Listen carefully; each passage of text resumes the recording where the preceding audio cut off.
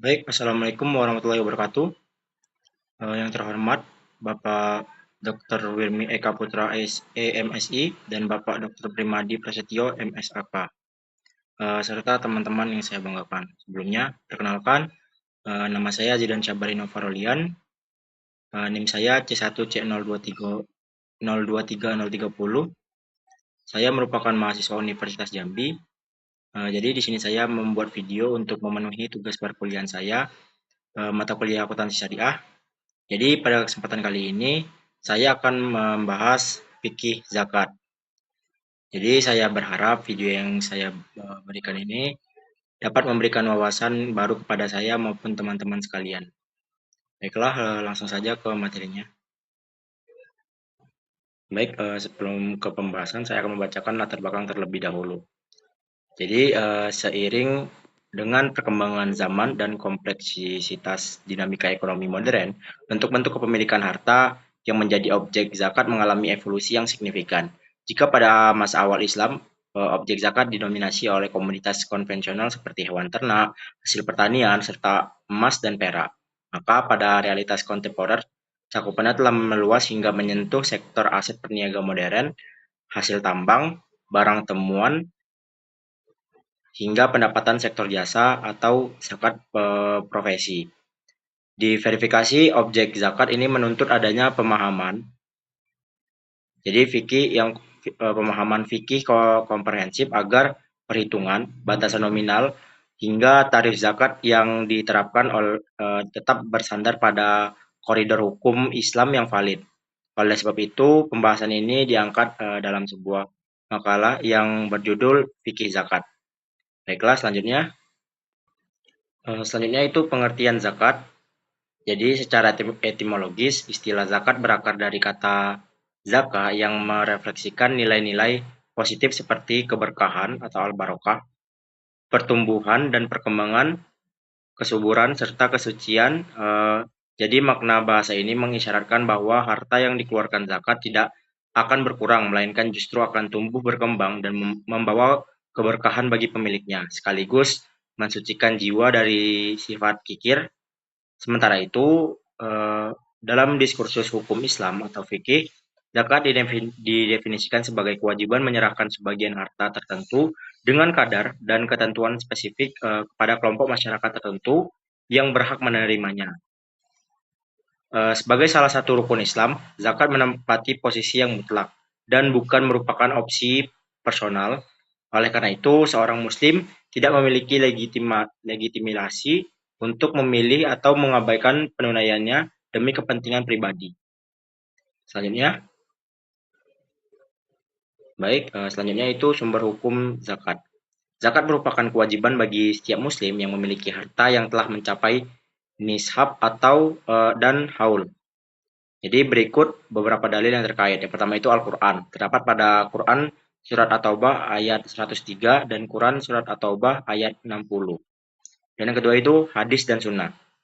Abu Hurairah pernah berkata, Rasulullah bersabda, siapa yang dikaruniai oleh Allah Subhanahu wa taala kekayaan tetapi tidak mengeluarkan zakat, maka pada hari kiamat nanti ia akan didatangi oleh seekor ular jantan yang sangat besar dan sangat menakutkan dengan dua bintik di atas kedua matanya. Hadis riwayat Bukhari. Selanjutnya itu jenis-jenis zakat. Zakat memiliki dua jenis utama yang dikenal dalam masyarakat seperti zakat fitrah. Jadi zakat fitrah ini merupakan zakat yang diwajibkan kepada setiap muslim setelah matahari terbenam akhir bulan Ramadan, tapi lebih utamanya jika dibayarkan sebelum sholat Idul Fitri, karena jika dibayarkan setelah sholat Idul Fitri maka sifatnya seperti sedekah biasa, bukan zakat fitrah. Yang kedua itu zakat harta atau zakat mal. Merupakan zakat yang boleh dibayarkan pada waktu yang tidak ditentukan, mencakup hasil perniagaan, pertanian, pertambangan, hasil laut, hasil ternak, harta temuan, emas, dan perak, serta hasil kerja profesi yang masing-masing memiliki perhitungannya tersendiri. Selanjutnya itu objek zakat harta. Secara umum, objek zakat harta ini terdiri dari 6. Yang pertama itu zakat hewan ternak, yang kedua itu zakat hasil pertanian, yang ketiga itu zakat emas dan perak, yang keempat zakat perniagaan, yang kelima zakat hasil tambang dan barang temuan, yang keenam itu zakat profesi. Selanjutnya, selanjutnya itu penerima zakat. Jadi penerima zakat ini ada 8 golongan atau asnaf yang berhak menerima zakat. Yang pertama itu fakir, yang kedua itu miskin, tiga amil zakat, keempat mualaf, kelima hamba sahaya, yang keenam itu garim, ketujuh fisabilillah, dan yang kedelapan itu ibnu sabil. Selanjutnya, selanjutnya itu orang-orang yang tidak boleh menerima zakat. Kelompok orang-orang yang tidak boleh menerima zakat yang pertama itu orang kaya, yaitu orang yang berkecukupan atau mempunyai harta yang mencapai satu nisab. Yang kedua itu orang yang kuat dan mampu berusaha untuk mencukupi kebutuhannya. Ketika penghasilan tidak mencukupi, dia baru boleh memperoleh zakat.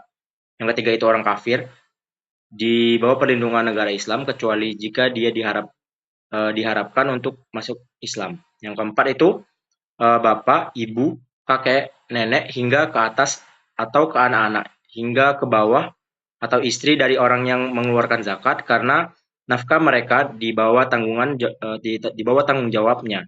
Namun diperbolehkan untuk menyalurkan zakat kepada selain mereka seperti saudara laki-laki, saudara perempuan, paman, dan bibi dengan syarat mereka dalam keadaan membutuhkan. Selanjutnya, selanjutnya itu hikmah zakat. Hikmah dari seorang menunaikan zakat yang pertama itu membersihkan harta, yang kedua itu membersihkan jiwa dan dari sifat kikir, yang ketiga itu meningkatkan kepedulian sosial, yang keempat itu menumbuhkan rasa syukur, yang kelima itu mendisiplinkan diri, yang keenam itu menguatkan ekonomi umat, yang ketujuh itu menolong sesama, yang kedelapan menjadi investasi akhirat, yang kesembilan itu menumbuhkan rasa keadilan, yang kesepuluh itu meraih keberkahan hidup. Selanjutnya, perlakuan akuntansi PSAK nomor 109. Perlakuan akuntansi mengenai pengelolaan dana sosial keagamaan didasarkan pada regulasi PSAK 109 yang mengatur standarisasi bagi amil baik yang berizin resmi dari regulator maupun yang belum berizin.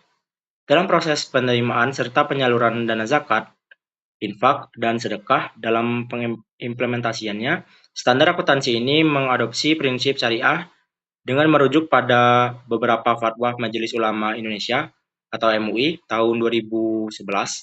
Pertama itu fatwa MUI nomor 8 menegaskan kriteria amil beserta ketentuan biaya operasional yang dapat diambil dari porsi amil atau fisabilillah secara wajar dan proporsional. Yang kedua itu fatwa MUI nomor 13 mewajibkan agar zakat hanya ditunaikan dari objek harta yang bersumber dari perolehan dan jenis yang halal. Yang ketiga itu fatwa nomor 14 memfasilitasi penyaluran zakat dalam mewujudkan aset kelola yang dikelola sebagai wakil mustahik, di mana jika aset tersebut digunakan oleh pihak non-mustahik, maka kompensasi biayanya wajib dicatat sebagai dana kebajikan oleh amil. Terakhir, fatwa nomor 15 menggambarkan fungsi krusial amil dalam dalam hal penghimpunan, pemeliharaan serta penyaluran harta berdasarkan tata kelola yang baik dengan ketentuan bahwa tugas amil berarti dinyatakan selesai ketika dana sampai ke tangan mustahik serta diperbolehkan pembebanan biaya tambahan kepada muzaki khususnya untuk penyaluran dana zakat muqayyadah. Selanjutnya, jadi kesimpulan dari pembahasan ini yaitu zakat secara bahasa merefleksikan nilai-nilai positif sebagai keberkahan, pertumbuhan, kesuburan, serta kesucian. Dalam diskursus fikih Islam, zakat diartikan sebagai kewajiban yang mutlak untuk menyerahkan sebagian harta tertentu dengan kadar spesifik kepada kelompok masyarakat yang berhak menerimanya.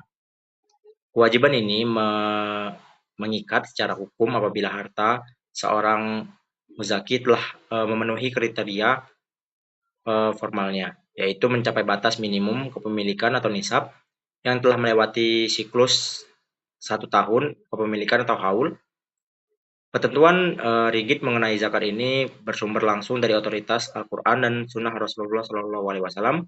Regulasi tersebut membagi zakat dalam dua jenis, yakni zakat fitrah dan zakat mal, yang mencakup hasil pertanian, hewan ternak, emas, perak, perniagaan, hasil tambang, barang temuan, dan hasil profesi.